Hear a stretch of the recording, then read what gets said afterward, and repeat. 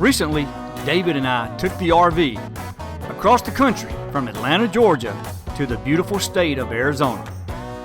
And with the two of us driving, we were able to clip off the states with ease. First was Alabama, followed by Mississippi.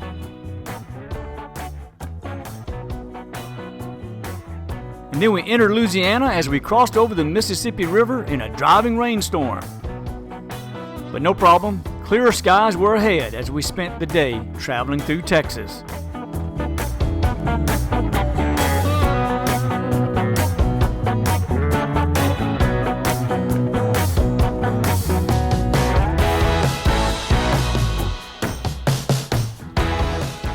Up next was New Mexico, followed by the last state line that we'd crossed on this trip, and that is Arizona. We were in awe of the beauty and wonder that we'd observed while traveling in this part of the country. You see, we were looking for an old town that we'd heard so much about, a town that should have been dead decades ago. But this was no ordinary place. In fact, this place had been called the town too tough to die. For it had burned twice during the 1880s, but both times quickly rebuilt. This town was Tombstone.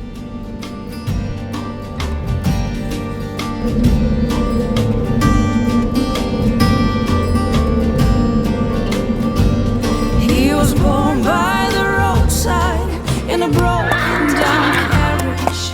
Came into life on the run. Found on the doorstep of a nearby orphanage. No one saw. No one saw. You'll never know him. He is the forgotten. His name is the word undone. You'll never know him. He is the forgotten. No one's son. No one's son. Tombstone was founded in 1879 by an Indian scout and prospector named Ed Scheffling. While working as a scout, Ed would often leave his company to go search for silver, hoping to make it rich.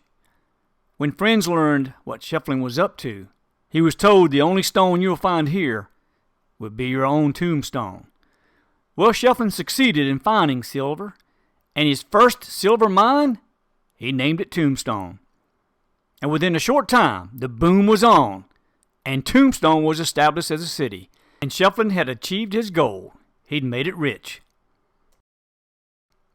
Some of its famous citizens were, of course, Wyatt Earp, his brothers Morgan and Virgil Earp, and a man from my own home state in Georgia, Doc Holliday. On this trip, Clay traveled by air. She's at Tucson Airport now. She'll meet me here shortly. We just made it here in the Tucson Airport. So excited to see what Tombstone looks like. See you there. In the meantime, David and I hit Alma Street, the epicenter of the activity during the boom of this historic town. We began recording some video and speaking with some of the locals, like Arizona Bill, a tour guide.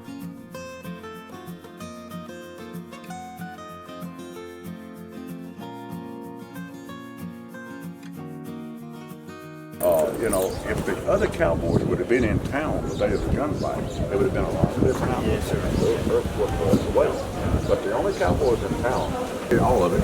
Overseeing the tour. That's right, yes, sir. Very, very nice to meet you, man. Same here. Yeah. On the bill. Red, white, Hey, guys. Hello. How are y'all? Good, how are you? And next, we talked to some of the performers at the Oriental Saloon. I had to turn the original audio down due to the high winds that we were experiencing. And then we ran into John Sundstrom, the actor who played the barber in the movie Tombstone. And man, we had a great conversation. And then we met an employee who visited Tombstone and then decided to move here. So be careful if you visit, for you may not want to return home. I took a vacation again after a couple years to Phoenix. And 2 days before the flight, I turned on AMC and Tombstone was on. I called up my girlfriends. I'm like, look, let's do a day trip. Like, just out of the blue, let's do a day trip to Tombstone. We came down here. I loved it so much. I turned to my friends and I turned the music down. I go, I'm gonna move there. It took 18 months and I moved here from Denver. I've been here 7 months now and I love it. So after making our rounds and visiting with other people, David and I decided to put our boots on and try to blend in a little and walk around like cowboys.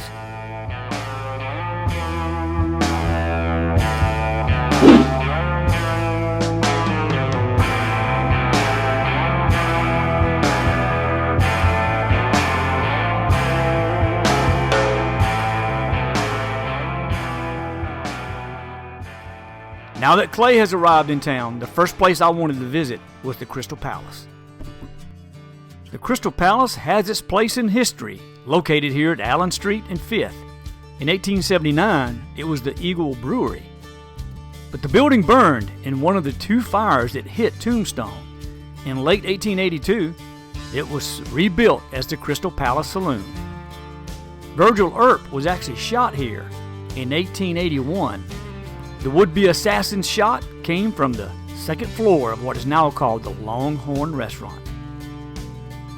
So now let's take a look inside. Building is an original building. Ceiling, floor, and walls are all original from the 1800s.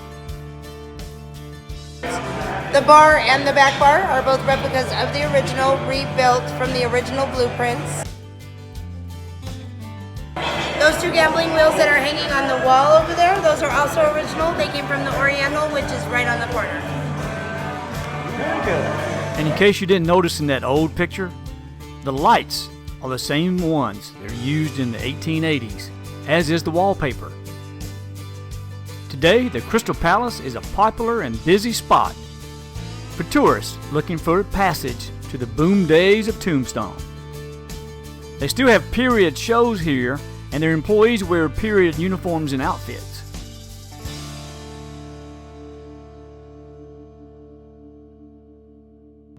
Upstairs provided a nice view of the surrounding mountain landscape, as well as Allen Street.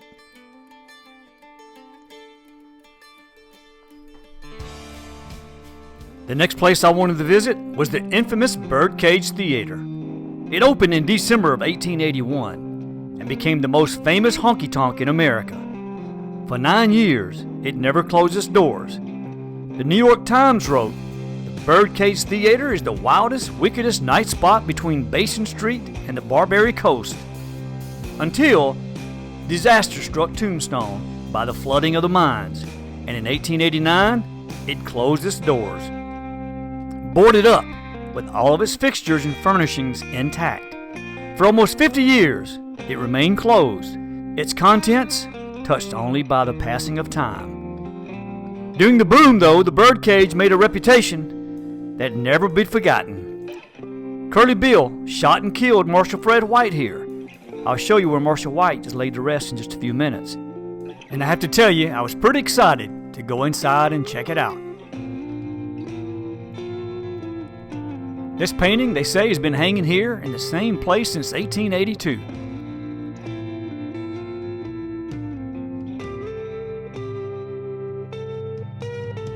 And check out the old music box, built in 1841 and played music here during the 1880s.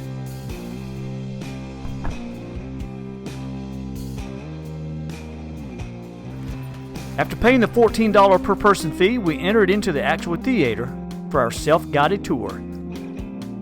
It's reported that 16 gunfights took place inside. Legend has it 26 people lost their lives. 140 bullet holes in the ceilings and walls, proof of the violence. The Birdcage Theatre gets its name from the 14 birdcage crib compartments above the main floor. It was in these compartments that the prostitutes, or the ladies of the night as they were called, plied their trade. I found this little fact to be of interest as well.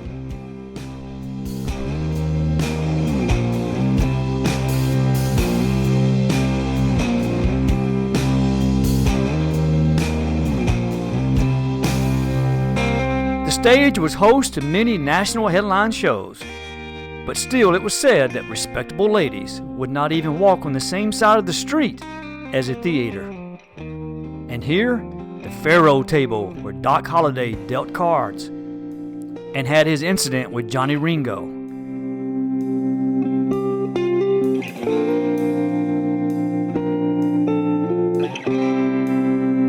And don't forget the grand piano. It's been in the same spot, they say, since 1881. And here's how the theater looks from the stage. It's a little smaller than I had anticipated.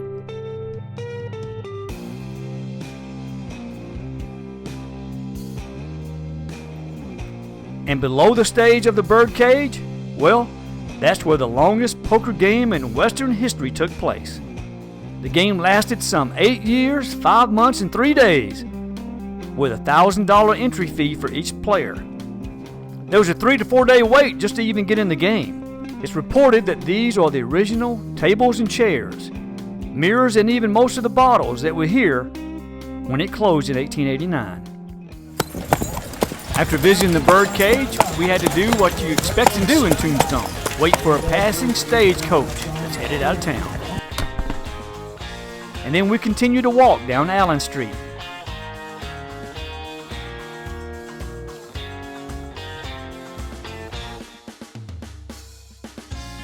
There's Watt and Tarborough's Undertaker. I'm told this is where the morgue actually used to be. Today, the old morgue is just a shooting range. And that's Big Nose Kate's Saloon.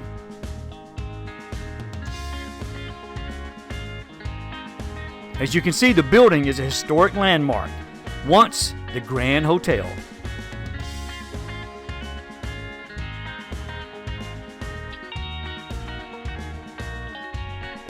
I took this video while they were closed, but it's a happening place when they're open. I just wanted you to see all the memorabilia they have up on the walls.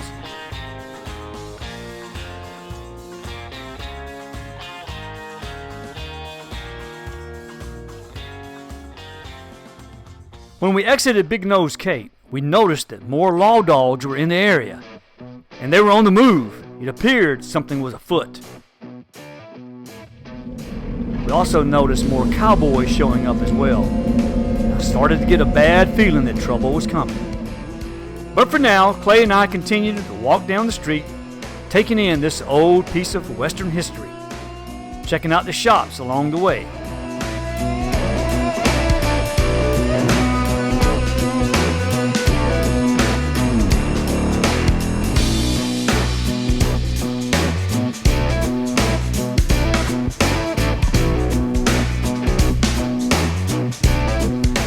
Of course, we had to stop by the Stetson Hat Company and let David sample a few.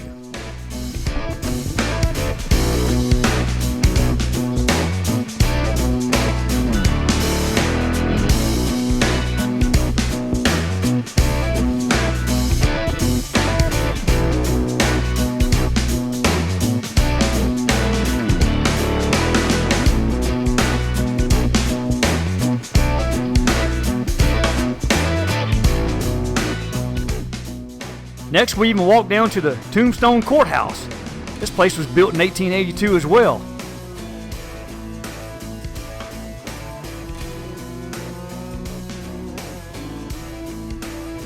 Then there's the Tombstone Mines. We didn't take this tour, but I've seen video of it, and it looks like it'd be a pretty interesting thing to do.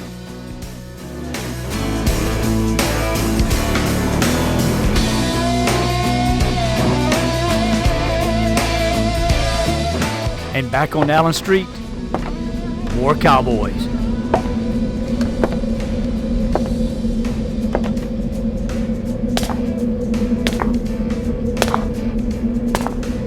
Meanwhile, we walked down a couple blocks to Fremont and First, to what is reported to be Wyatt Earp's house.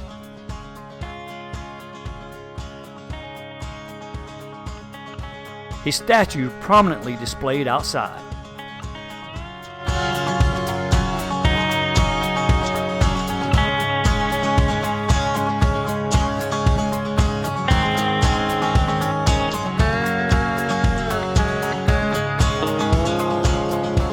As we walked back to the middle of town, it seems we walked right into a good old bar fight between a jealous woman and another.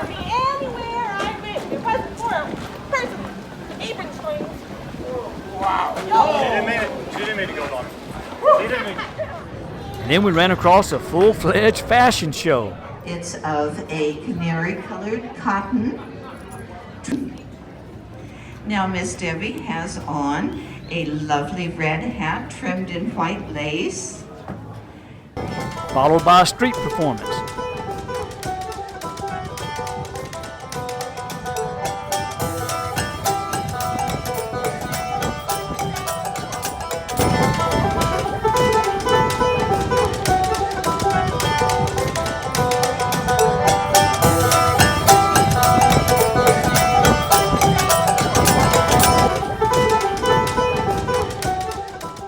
So we continued our journey down Allen Street.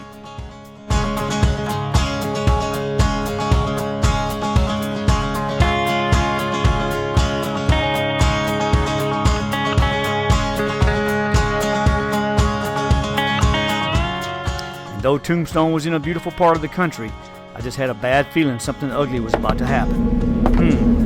More cowboys. And then the first trouble began between two guys who'd had too much to drink, but challenged each other to a duel. They wind up shooting everyone in the street except each other.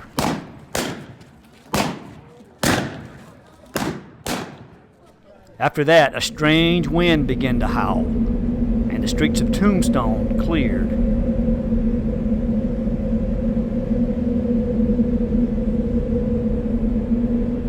The stagecoaches were all heading out of town.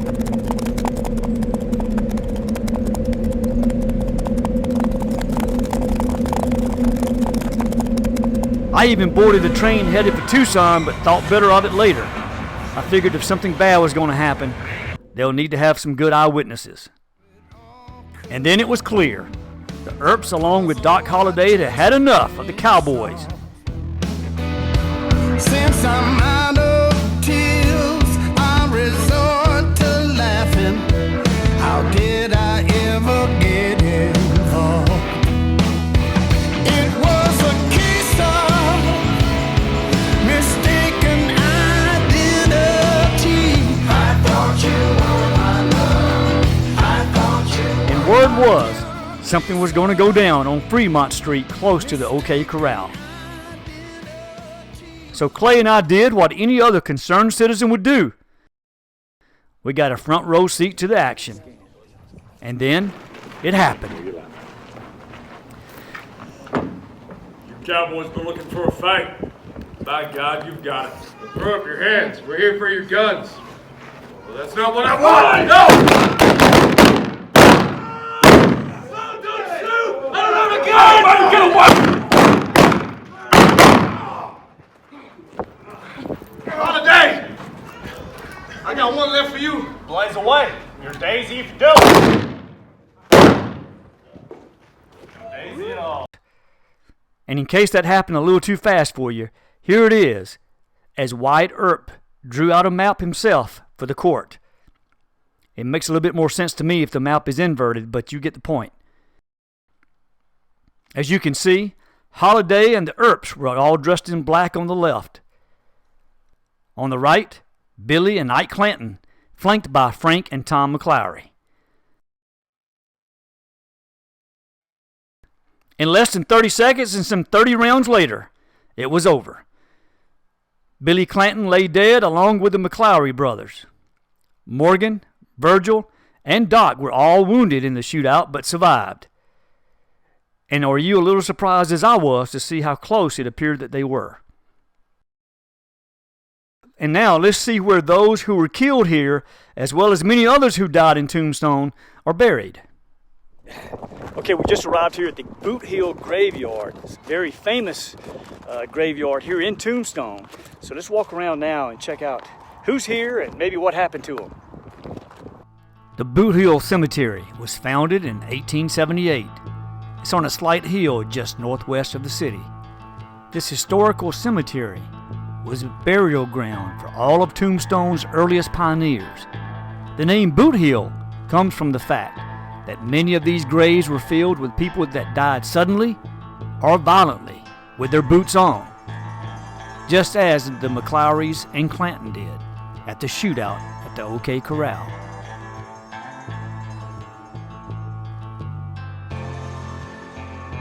So Tombstone was a pretty violent place back in the 1880s. You can see just through the tombstones how many folks were actually killed and shot and murdered, etc.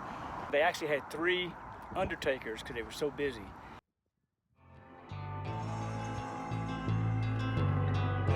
Some 250 known people were buried here in Boot Hill before it officially closed its doors in 1884.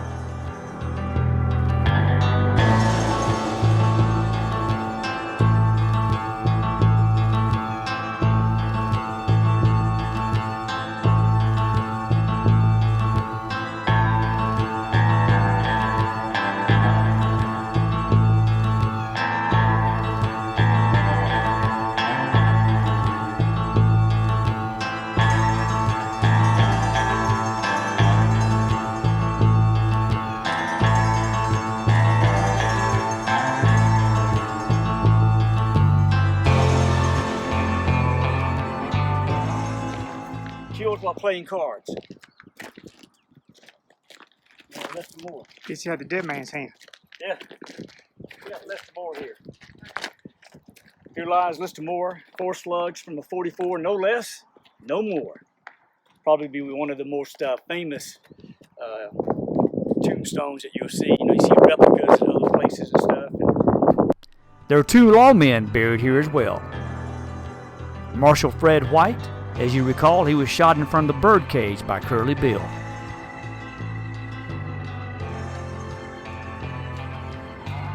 And John Gillespie.